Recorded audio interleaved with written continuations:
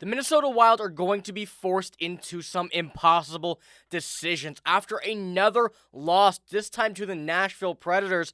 The first time in a long time, the Wild have dropped 2 in a row. Some serious changes are on the horizon when the NHL does return to play. We're going to be breaking this game down, going over what changes need to be made, as well as getting what could be a potential oversight on one player the Wild are targeting. We're going to be breaking it all down here in this video. Before we do jump into it very quickly, ladies and gentlemen, I wanted to say happy holidays, of course. It is Christmas Eve for those who celebrate, but happy holidays to everybody. Appreciate your support throughout this year, and of course, likely going to, we'll see about a video tomorrow, but getting this one out here today, and I want you guys to just take it easy. Have a happy holidays. Have a, whatever you celebrate, have a happy one, and hope you guys do enjoy your time off if you do have any. But let's jump straight into this. And going into today's video, there are a lot of things that we have to discuss, and especially going over the Nashville Predators. And like I said, what was likely going to be a trap game absolutely was, and that was the only thing to call it at this point. And I mean, the Wild played great. There's no denying that they played good. Now, there are some things that can certainly be fixed, and that's not something that is completely broken, completely out of the way. You can look at this here, the hockey stat card, a lot of positive, a lot from, of course, Quinn Hughes, Brock Faber. So we need these guys to do game in and game out, but that is not the only thing. Really didn't get the most luck from the referees here in this game, and I don't like to blame the referees, but, things really just simply didn't go our way. The Wild almost seemed defeated, but they were still playing incredible. And right now, it's a result that it's going to sound weird, but I'm okay with. This could be a much worse position. They have a couple-day break now. Put this behind you, get out of this, and now go straight back into another win streak. And it could come at a very, very worse time, but right now, it could be a lot worse. Even though we could have gained some traction on Dallas, that's perfectly fine. I still like where this team is at, and we still know some stuff is coming, and a lot of stuff internally. Not necessarily moves and trades to be made, although that is still something that we know the Wild are in on, but some things internally have to change, and that was dictated by this game. I first want to pull up the kind of overall stats here from this game. The Wild are chopped, out-hit, and, well, of course, did have more penalty minutes. Some shouldn't be. Not going to dive too much into that. But one big issue, and this came as well with another loss a couple games ago. I believe it was to the Avalanche, or the loss previous. I cannot remember what it was. But the face-off percentage in games that the Wild lose is significantly lower. 39.2% here, going up against the Nashville Predators, who, of course, do have some very solid centermen. One being Ryan O'Reilly on that first line, and got a good look at him in last night's game. But overall, this as well as the power play are two things that really need to be fixed. The face-off percentage is something that has been fine, but in some losses, it has been one major driver as to, a big part of the loss behind this. But going into it as well, you're looking at the even strength time on ice. And I wanted to put this up because we're kind of getting a good example of it when you look at some other stats. You look at the even strength time on ice for this game. Matt Boldy only had 11 minutes. He did play 18 total, but 4 of those came shorthanded. 351 came on the power play.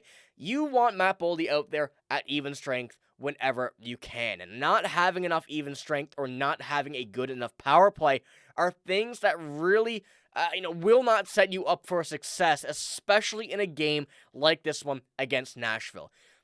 These things are, not necessarily hard to fix. It's just a lot of towing around, and especially where the Wild are right now, you know that you have your guys that are scoring on, even strength, 5-on-5. You're going to try and get those, and it's hard to kind of go ahead and change it when you know that these guys are the guys that you want to have there. So this is something that I think now where we have this couple game break, John Hynes is going to go in here and really evaluate what his options are. Seeing how things can change, because one, in Matt Zuccarello, him on the power play has really not been great as of late, and that is something that, certainly should be changed, whether or not it is taking him off completely, moving it around, changing something else. Something has to be done, because you're looking at the even strength time on ice, having Matt Boldy out there for 4 minutes shorthanded and 351 on the power play, and not being able to generate anything. that's where there is a bit of concern going forward for this team. But like I said, overall, this game was one that it could have gone either way. The Wild did, I think, certainly outplayed the Nashville Predators, but it was a trap game. Like I said, and especially for a Nashville team that has played phenomenal. I think they've lost only 4 games in the last calendar month, so they're on a bit of a streak. They were fighting, and it almost just seemed like it was going their way regardless. And I mean, having Kirill Kaprizov the only one above 20 minutes time on ice here in this game, and him being at 25, you want to spread that out a little bit more. I'm not saying Kirill should get less ice time. You should be keeping that, but I think Matt Boldy should be out there even more. And whatever changes are going to be made, it's going to be interesting to see, because even with that 25 minutes, 21 of those came on even strength. So there's a lot of stuff that seems like it's going to be coming for changes, but I don't think it's anything necessarily, detrimental to the Wild right now. But this is something that we just certainly want to see cleaned up, rather than, let kind of sit and waste away when we know how much potential we have there on that power play. Especially coming up on these games right here after the break. The Western Conference, road trip continues. 7 games, and then going back against some Eastern opponents. I don't know if that Islanders game, which is the game after Seattle, is home or away, but I know these ones here, all on the road. Going to be a tough feat, but we know that at this point right now, it is going to be something that the Wild are going to adapt to, take some big wins here, because they're going to need it. A lot of Pacific teams, and actually pretty much all Pacific teams, but still, you can't let any teams make up ground, specifically in the Western Conference. And even with that, going over how this Wild team has done since this point, and since the beginning of the season, now 22-10-6 on the season. This is their best record since, in franchise history going into the holiday break. So, kind of goes to show how good this team has been, even with everything that has gone on in the league in the season with Colorado and Dallas. Still being above, but making up ground is not as hard as it makes it out to be, especially when it comes out of this break, and you're getting everybody kind of refreshed and ready to go once again. So let me know what your thoughts were on this game, because it is certainly something that a lot of people are going to be talking about for this break, but I think it's something that it was meant to be. They're going to come out here now and kind of start this new streak and be a brand new team, still keeping up with what they're doing, but it's going to be interesting to see. And there were a few players speaking out, and we're going to jump into these very quickly before we hop into another little kind of interesting thing from this game.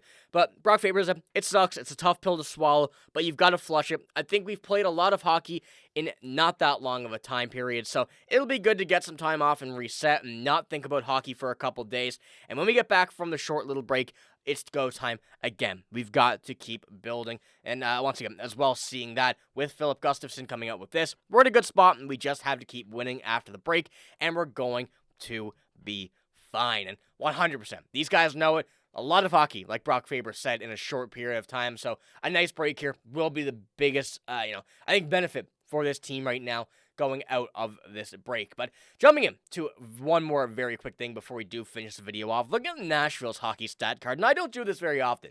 I don't pull up the other teams, but there's been one name that has been linked to the Wild so many times already, in Ryan O'Reilly and even Steven Stamkos. Those two really have been kind of the highlights of this Nashville team, who are in a bit of an interesting spot, especially because initially we thought, and the rest of the NHL thought, they were going to be a team that is selling. Now, that's not really the case, is what it seems like. However, Ryan O'Reilly is at an interesting point where he does have a no-trade clause.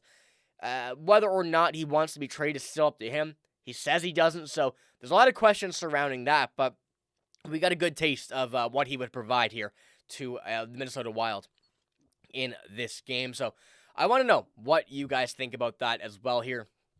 Did you see anything from O'Reilly that may, say, hey, on the Wild, that would be phenomenal to see. So let me know what you think about that as well here in the comments below. But that is all I have in this video. If you did enjoy, give it a like, hit the sub button. And once again, I appreciate all of you guys here throughout this year.